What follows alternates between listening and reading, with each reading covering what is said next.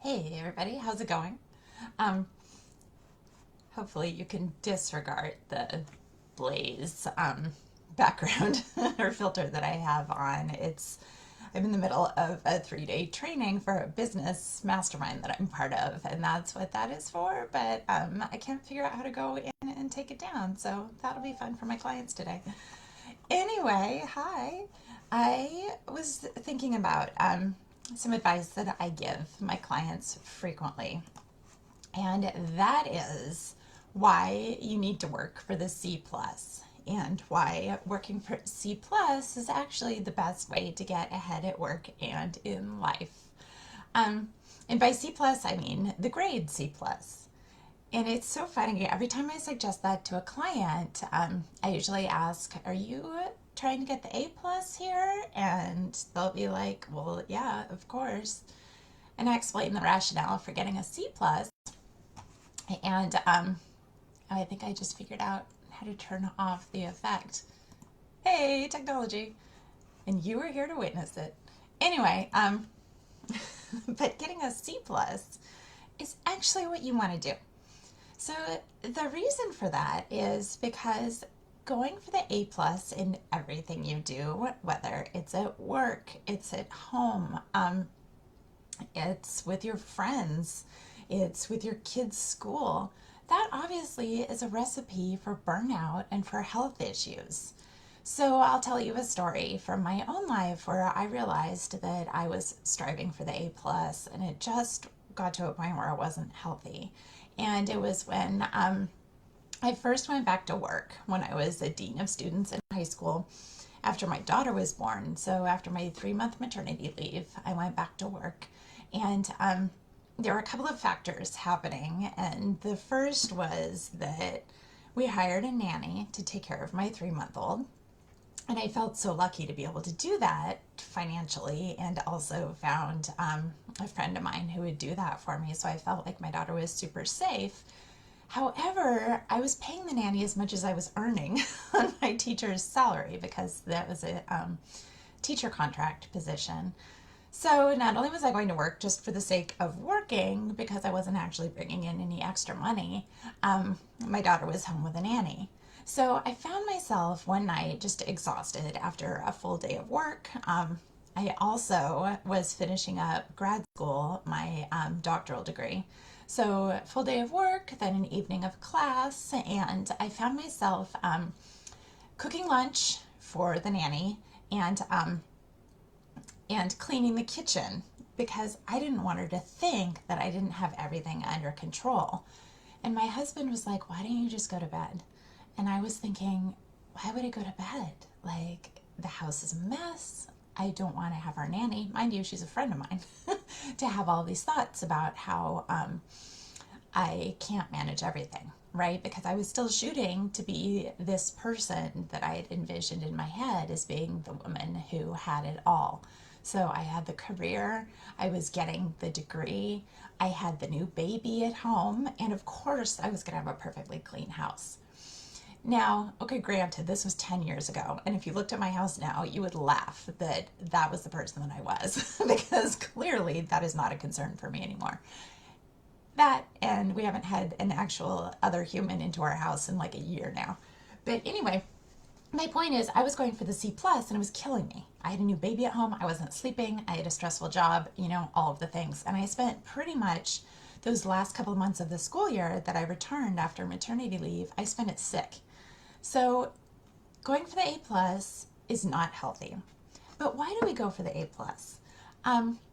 We are trained, usually people who are socialized as women, are trained that getting an A plus is, well, I was going to say a good thing, but duh.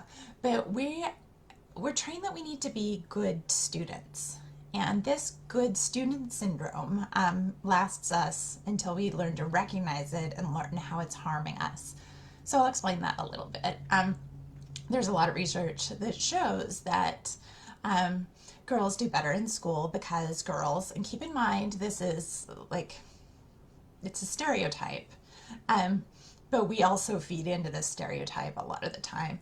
So girls are trained, socialized to be quiet, to not take up too much space, to not be big, to be good girls. And those are all habits that we get rewarded for in school. So we get rewarded for sitting at our desks and doing our work and achieving and striving.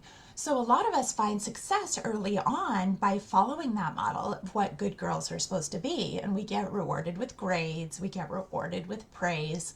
And we like that because who doesn't, right? We all like the gold star. The challenge becomes when we're still trying to earn that gold star once we become adults and we're out in the work world. Because the work world, gold stars are earned a little bit differently. And you might have noticed this. So by sitting at your desk and being quiet and getting your work done, that's often not what gets you the gold star at work. Most work gold stars are earned by innovation and risk and stretch and being visible. And these are all things that most women are socialized to avoid. Most of us try to avoid being visible. We try to not be too much. We try to not make our ideas heard. We're trained to be modest and not talk about our accomplishments, but those are all things that help us get ahead in the work world. So shooting for the A plus worked really well for us when we were in school. But once we have careers and families and we try to have lives outside of that, shooting for the A plus just costs us time, energy, and our well-being. And we know that those things are directly related to financial costs as well. So trying to be the good student and shooting for an A plus can actually have an impact on your wallet. And a few of the ways that it has an impact on your finances and your wallet is hiring a therapist because you feel like shit all the time, hiring a doctor or a variety of doctors, or paying for different medical tests because you feel like shit all the time. A lot of women, a lot of people spend an inordinate amount of money on food and alcohol and sometimes drugs trying to feel better, right? A lot of people spend money on buying designer clothes if they have the disposable income for that. So think of all the money that you're spending right now trying to feel better. And instead of spending that money, what I would love to do is help you learn how to modify how you use your time and energy so you don't feel like shit all the time, so you don't have to buffer with food, alcohol, shopping, all of the things.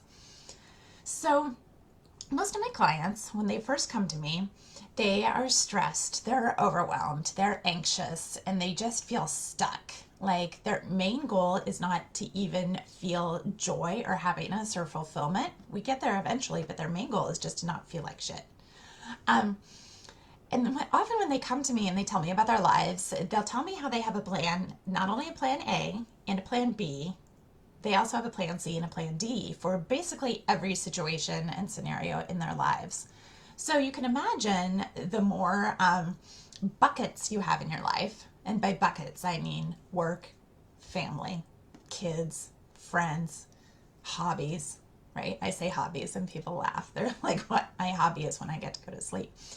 Anyway, they do all of this planning just in case the event that something comes up that they're afraid that they won't be able to handle. So for example, I have a client who is very successful in her career, but for every time she needs to interact with another person at her work, whether it's interacting with a peer or a colleague, or interacting with one of the people she supervises, or interacting with someone who she reports to, she always thinks through all of the different variations of the conversation of what could happen, and then she researches all of the things that's like the answers to what questions people could have. She has all of these contingency plans, which, as you know, is exhausting. And the fear is that someone will ask her a question or someone will want her to do something that she isn't prepared for. And really, it's not the fear of not having the answer, it's what we fear that other people are thinking about us. And it's really, if we dig deeper, it's not what we fear other people are thinking about us, it's what we fear that we are thinking about ourselves. So I'm going to say that again in a different way because I think it's really important. And that is every time we are afraid somebody is going to think something specific about us, like, oh, she wasn't prepared, or she didn't have the answer, she must not know this topic, or why is she even doing this job? Who hired her in the first place? Anytime you project someone else having those thoughts about you, those are actually thoughts that you have about yourself. So think about that, right? Because we can't access other people's heads. We actually have no idea what other people are thinking about us, but we have this really rich imagination thinking that other people are having all of these mean thoughts about ourselves. But really, we're just having those mean thoughts about ourselves. So, another example of this is a client that I recently spoke with who didn't want to take time off of her job because she didn't want her boss to think that she didn't like her job. So when we pared it down, of course, this thought seemed kind of silly because she loves her job, and the fact that she loves her job shows up in her work. But she was telling me about how she hasn't actually taken a day off in 6 months. And during coronavirus, when most people are still working at home, she's still working from home. The lines between work life and home life are really blurred. My screen just went to sleep. Anyway, the line between work life and home life is really blurred. And so she was exhausted and burned out. And so she asked her boss for one day off. She took a Friday off. And I asked her, well, is that the amount of time that feels good to you? And she was like, no, I want to take 2 weeks off. But she didn't want her boss to have this thought about her that she didn't like her job. And I said, well, do you like your job? She was like, yeah, I love my job. So anyway, she was afraid that her boss would have this thought, but really she was afraid of having that thought about herself. Because if she didn't like her job, that meant that she could be in the wrong career, the wrong profession. All of the money she spent on education could have been for naught. So once we start dissecting these thoughts, they sound a little silly. But if we don't do the dissection, then they can consume us and really influence how we live our lives. So let's see. I talked about why we shoot for the A plus. Another symptom of shooting for the A plus is feeling like you're always in the wrong place. So for example, when you're at work, if you're working late, you feel like you should be with your kids. When you're with your kids, you feel like you should be doing work. God forbid you actually want to take time for yourself, because then you feel like you should be working or with your kids. Granted, I know not all of you have kids and probably not all of you have a job, but you can get the gist of this. One of the big ahas for me when I was coaching with my coach was actually when my mom was at home dying, and she had cancer and heart disease at the same time, which is a story for another day.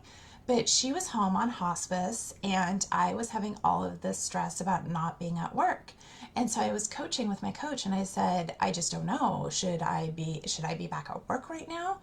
And my coach dissected it for me, and she was like, if you were at work, where do you think you'd want to be? And I said, well, with my mom. And she was like, stay with your mom. And it's amazing to me now that I was having these thoughts of like, oh my gosh, I should be at work, even though my own mother was at home dying. Granted, there was probably some denial in my head about her dying, but that's, like I said, a story for another day. But just be onto your brain. Be suspicious of what information that it's giving you. So again, the reasons we shoot for the A plus is because it feels good when we get approval. We think that if we get the A plus, we get the gold star, our boss will finally approve of us, our partner will approve of us, our kids will be happy and well-mannered and well-adjusted. And we put all this pressure on ourselves to control what everybody else thinks about us. But really, we can't control what other people think about us. And then my clients think, but I just don't feel comfortable not getting the A plus. Well, yeah, because you've been getting the A plus for like 40 years. In some case longer. We love it when other people tell us that we're good enough.